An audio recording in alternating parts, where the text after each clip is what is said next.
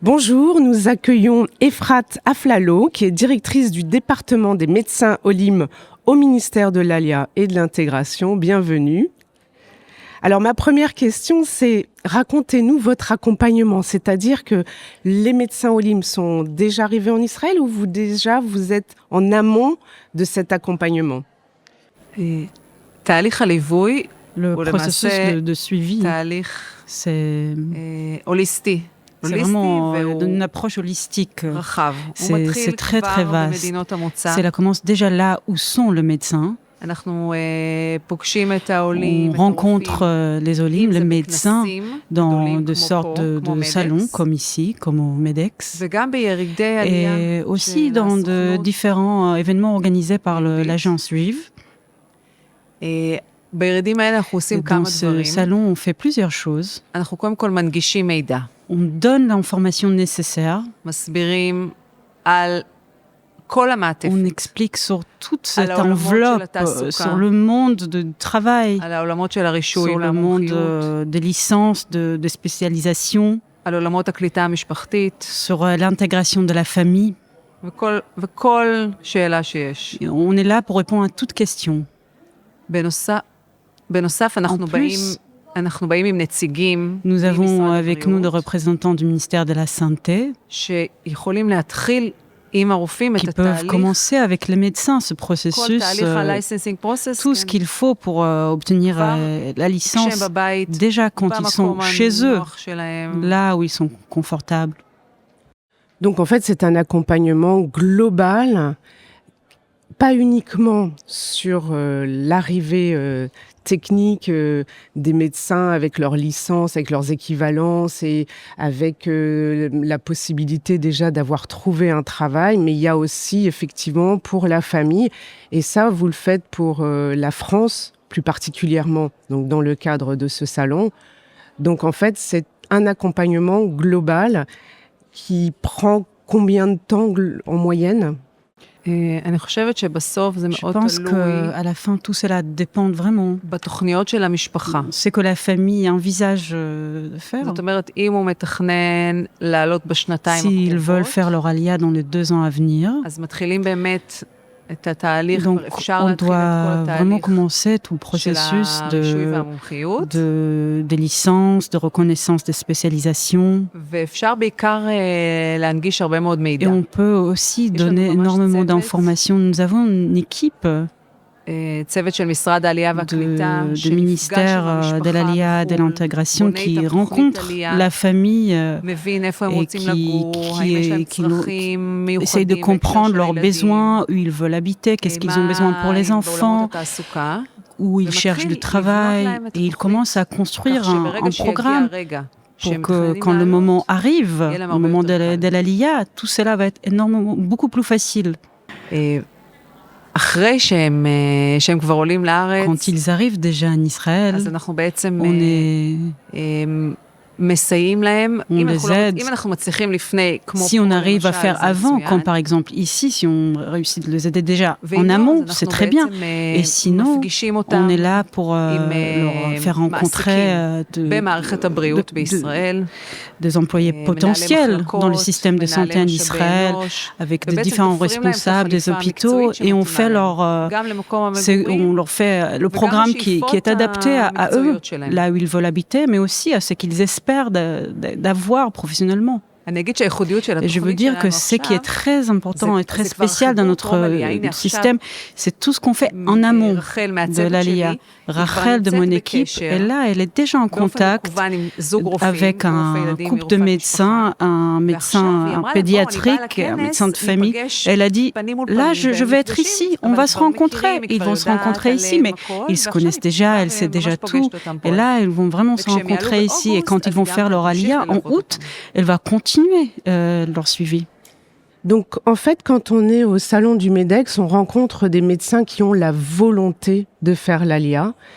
Est-ce qu'on a aussi besoin de les inciter? Comment on incite les médecins à faire leur ALIA?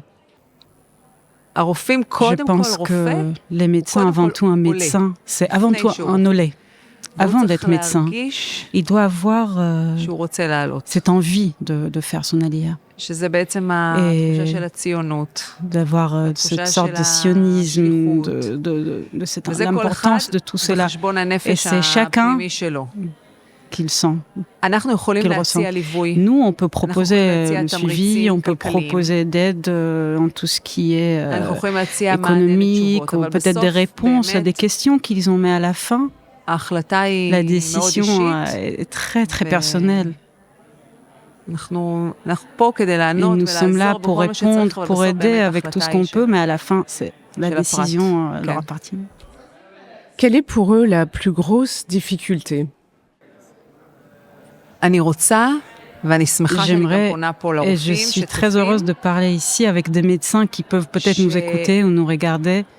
Et j'aimerais que les Olim commencent à travailler leur hébreu, déjà ici, quand ils sont chez eux, là où ils sont confortables, qu'ils continuent de travailler, d'avoir leur vie quotidienne, mais déjà commencer d'apprendre l'hébreu.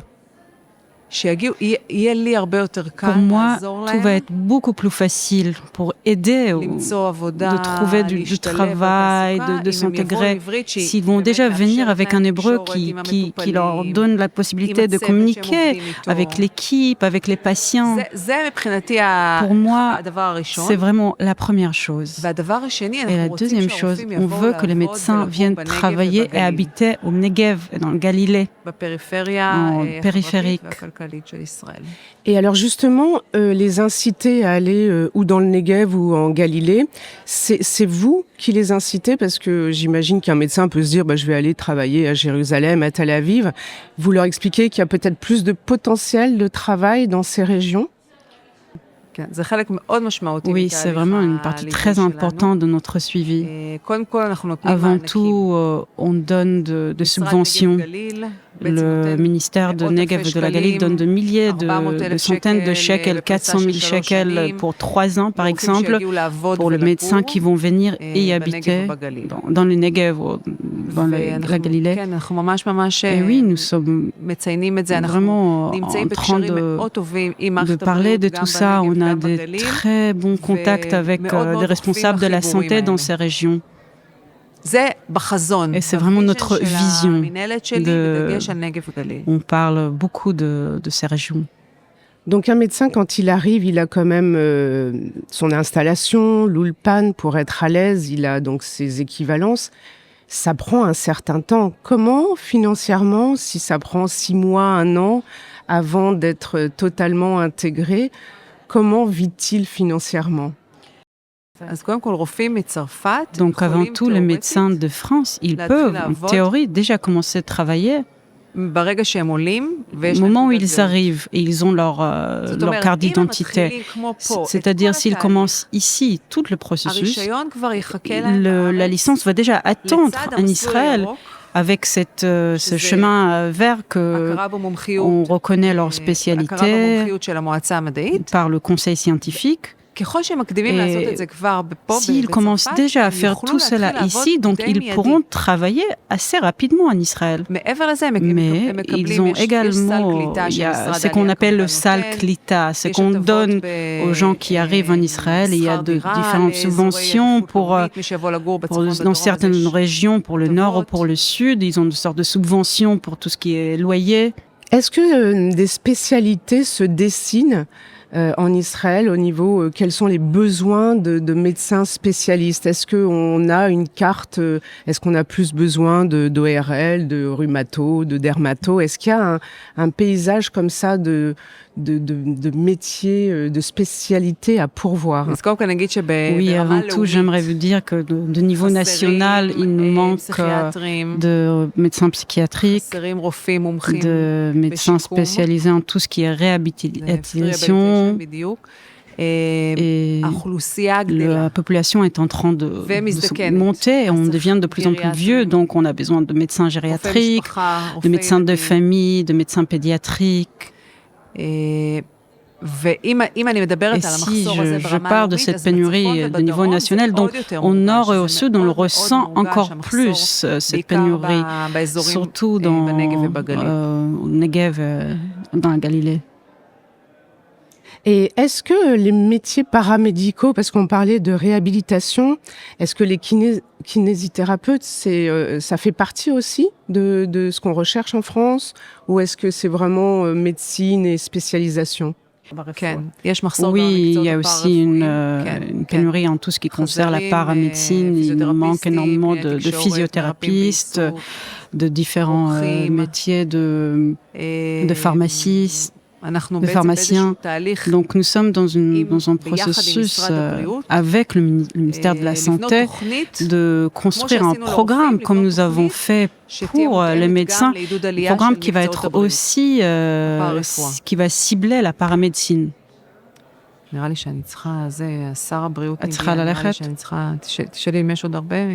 que c'est encore long parce qu'elle dit qu'elle doit partir? Non.